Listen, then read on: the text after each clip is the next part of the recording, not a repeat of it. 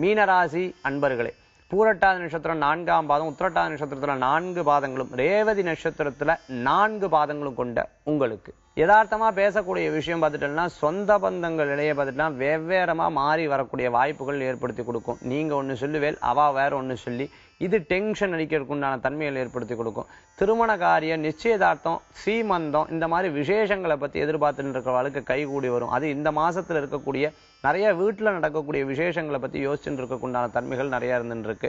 வேலை வாய்ப்பில் நான் நிறைய லீவு போட்டுட்டேன், இனிமேல் எனக்கு லீவே கிடைக்கிறது இல்லை, எந்த ஒரு காரியத்துக்குமே இந்த வேலை உதவுறது இல்லை அப்படின்னு நினைக்கிறவாளுக்கெல்லாம் புது வேலை கிடைக்கிறதுக்கு உண்டான வாய்ப்புகள் கூடி வரும் அப்படின்னு சொல்லலாம்.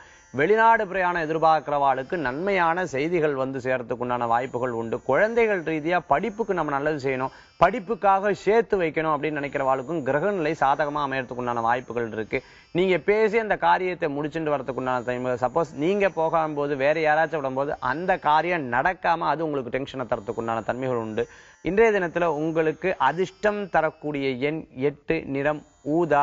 வழிபாட்டுக்குண்டான தெய்வம் குரு வழிபாடு, மகாவிஷ்ணு வழிபாடு விசேஷகரமான வழிபாடு.